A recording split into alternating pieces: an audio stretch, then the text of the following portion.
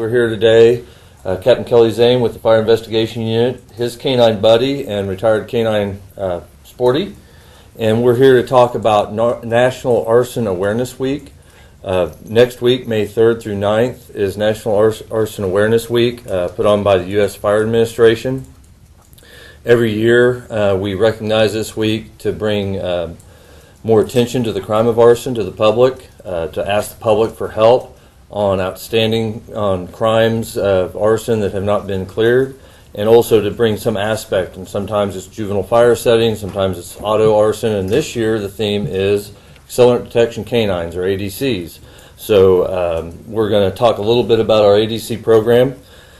First of all, ADCs, Accelerant Detection Canines, started back in 1986 with the Connecticut State Police and the Bureau of Alcohol, Tobacco, and Firearms, and it's been continuing on in different phases and different groups since that time. Here in Wichita, we had our first canine, Ashley, in 1994, her handler, Don Birmingham, and they actually ended up with 2 Ashleys through the State Farm program and the Maine State Police. And since that time now, we've had 4 ATF canines, Jody and Bella, that were handled by Fire Marshal Crisp and Sporty, and now just starting last week, we have Buddy. The thing about canines, other than being cute and really nice to get on camera, as you guys all like, is that they're incredible tools for our investigators. Their sense of smell is up to 100,000 times more acute than humans. And to put that in perspective, they'd say that you can maybe tell that there's a teaspoon of sugar in your coffee. They can tell there's a teaspoon of sugar in 1 million gallons of water, which is 2 Olympic pools. That's how sensitive their noses are. They're unbiased. They don't care where they're at. They don't care what building they're in, what home they're in. All they care about is if they detect an odor they've been trained to find, they're going to tell us about it, and they're going to get rewarded for it. So they're a great tool for our investigators in that aspect as well. They're a time saver. They can cover a scene in less than 30 minutes. It would take us possibly days to dig out and look for some kind of sign of an ignitable liquid.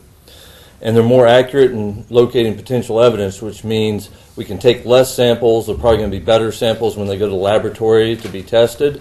And so that's a less cost to us as a jurisdiction, to the laboratory, and also can help us maybe identify or eliminate any presence of ignitable liquid, which can help us close cases and also help with insurance claims being filed quicker and closed. And they're also really good community assets because the canines are great tools to go out and educate. Every year we're out at either Rotary clubs, we're at the zoo for the Fire Prevention Week, and programs all the time at schools because it's a great way to get our message across, and the canines are very nice, and the kids love them, and so do the retired people. I did a group just last week. It was Sporty's last program. So we're going to be highlighting the ADCs all next week on our Facebook page. So please, we encourage people to come visit the Fire Department's Facebook page. There will be some giveaways and some interesting information on the ADCs we've had, past and present. So that's what I had for you guys. Do you have any unsolved arsons too? Yeah, I don't have that specific information. We may be posting some of that, but it's our general message is always, if you know something about a fire, please contact either through Crime Stoppers or the Fire Investigation Unit at 337-9146 to share that information.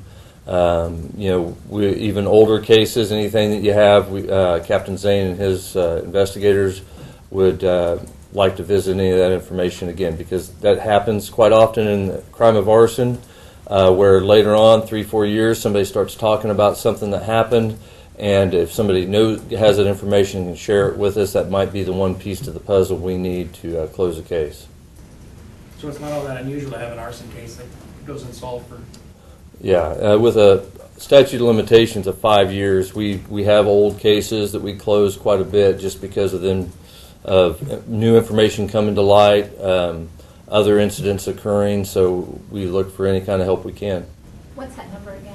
337-9146 is the number for the Fire Investigation Unit. Of course, they can always call 268-4441, which is the Fire Prevention Division, and if we need to, we can route the calls to the FIU, because They're not always in the office. They're usually at a scene. How many substances or odors are they specifically trained to look for? Well, there's 6 major families of ignitable liquids, and it boils, I've heard numbers from 21 to 31 different liquids. So almost any liquid that can burn, they're going to be able to find. And it really, as I joke, they're a cute, fuzzy evidence location tool, because they just tell us there's something there they've been trained to find. We take evidence, and the chemist tells us what it was.